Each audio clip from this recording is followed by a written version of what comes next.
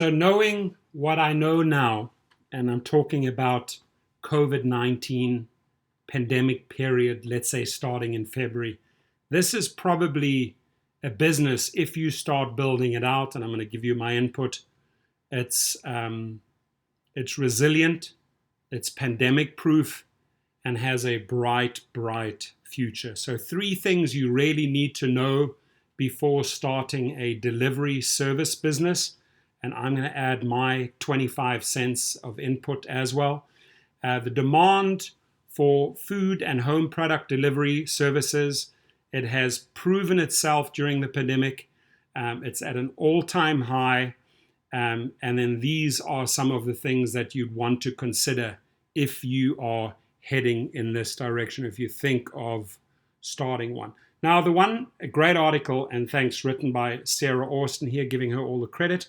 The one thing that I want to add to this article right away is to research and visit businesses, restaurants, and many restaurants actually failed and closed because they were just not willing to adapt to food deliveries, right? Or they did not have an e-commerce or online presence. If you can show a restaurant that you will create some form of online presence for them and a delivery service for them and show them where you're going to market yourself, you have, believe me, you will have their full attention, right? Because they really fear that something like this could happen again, maybe in 5 or 10 years' time.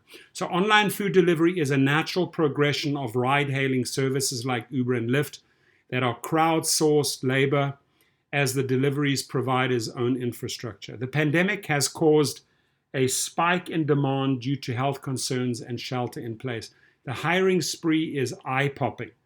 Instacart announced in April that it was hiring 300,000 shoppers, while Amazon is looking to employ 175,000 new workers for its fulfillment centers and delivery network. Those are very powerful indicators that this business works. Walmart is adding another 50,000 people for distribution, and FedEx is hiring another 35,000 workers. Entrepreneurs may consider starting a delivery business in their city. Startup costs can be low by using independent contractors and by licensing an appropriate app. Demand is certainly high. If done right, an operator may coordinate with grocery chains and distribution centers to sync systems. That is rather elaborate if you want to go that route. My suggestion would be to look at more food deliveries, restaurant deliveries. Or a small business could integrate with a large company's IT infrastructure. One option that increases profits is to charge a markup for purchased items in addition to shipping fees, or perhaps certify orders as prepared using stringent health practices to gain new customers. So let's just break that down. If you can show these customers, or in the pitch, tell them how you differentiate, right, when it comes to the health practices. You got to put a lot of emphasis and show them this is a very safe company, my new company, to hire from. You also have a major advantage if you don't go into a restaurant with the attitude like Uber and Lyft that tries to tear them apart and take 30 to 40% cut. Go in with something completely manageable, maybe 15 to 20%, for example. What can go wrong? Here are some of the things to be on alert for. Customers want near perfection execution. Business owners may think that a 95% success rate for deliveries is good enough. It probably isn't. Not with Amazon's extreme disruption of the industry via Amazon Flex and Amazon Prime. For example, Prime has one-day shipping for over 10 million items, according to the company's website. Thanks to Jeff Bezos' constant striving for flawless logistics, consumers too have increased their expectations for gig drivers. This only a tiny fraction of deliveries can involve wrong items, damaged goods, delayed drop-offs, etc. if you want your startup to succeed. So going into that arena, the bar has been raised so high by Jeff Bezos. You definitely would have a challenge to offer that near to perfection model. Delivery services involve more than just dropping off items, says Vanessa Gabriel in an interview. She's the co-founder and CEO of Drop Delivery, a cannabis delivery management software. A critical success factor is the overall experience for the customer, from browsing items, placing an order, and finally receiving it. The full 360, right? As I mentioned, you've got to have a solid website. The shopping experience has to be flawless. The follow-up, creating residual customers has to be perfect. And then obviously the delivery. Nothing can really go wrong or in that 360.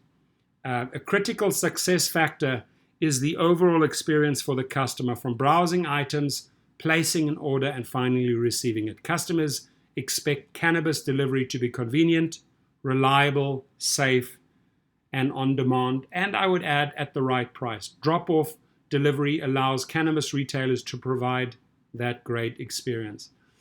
Customers are looking to avoid long lines and getting exposed to infected people. True for these times, but their hired gig grocers may not find items or products may be sold out. Other disruptions include worker strikes, such as those that hit Instacart, Amazon, and Walmart during the pandemic. A mobile app can have security and privacy flaws, such as those that plague video app Zoom. A small business must optimize for last mile logistics. What does that mean?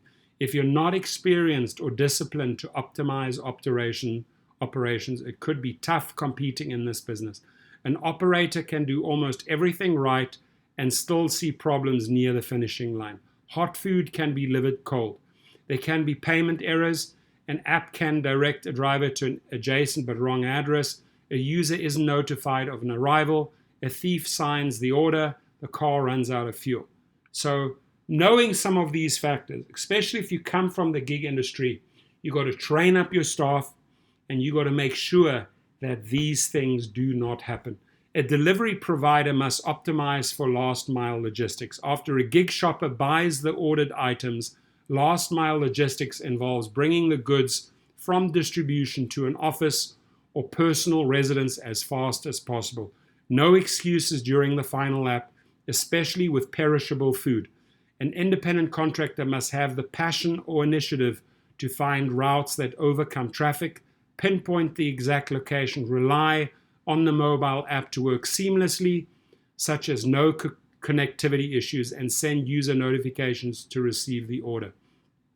Our software clients have successfully delivered over 51,000 orders and have seen an average repeat customer purchase rate of 76%, says Vanessa Gabriel.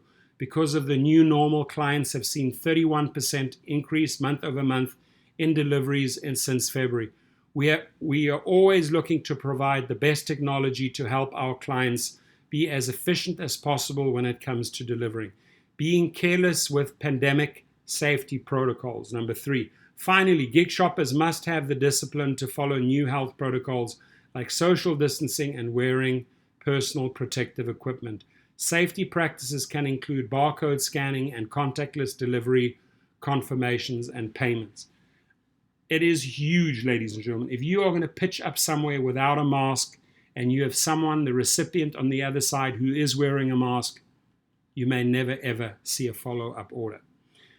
It's hard to believe that Uber is 11 years old. Given Uber's status as a multi-billion-dollar unicorn, it's not surprising that technologists have copied its crowdsourcing approach in industries as diverse as homestays, Airbnb to groceries, Instacart, DoorDash, Grubhub, and Uber Eats. Amazon and other big players are preventing delivery services from becoming a commodity. Their investment in infrastructure is continually increasing consumers' expectations from shelf to doorstep. So that area I see as a danger. I would not try to enter that arena, but to mix it up with Uber Eats, DoorDash, Grubhub all day long, because the number one way you kill those companies is through better service and not taking too much from the restaurateur, taking a far smaller cut. You don't have to be greedy. Understand that Uber, Grubhub, and them have massive overheads. If you can keep your overheads very, very low and train up your people very well, you can run a tight ship, ladies and gentlemen. The industry's hiring spree coincides with struggling Americans turning to gig jobs for a paycheck. In March, Uber Eats saw a 30% increase in independent drivers signing up to deliver food. Delivery, transportation, and logistics are contributing to the U.S. economy's adding a record 2.5 million jobs in May. Although this number will be revised due to a misclassification error reported in June by the Labor Department, an entrepreneur can capitalize on the high demand for online delivery service if he or she runs an efficient operation. And I agree with that. So these are 3 great things that you need to know before starting a delivery service business. And throughout the commentary, I've obviously added my 25 cents as well. Your input, if you have anything to contribute beyond this, please, we'd love to hear your feedback. Thank you.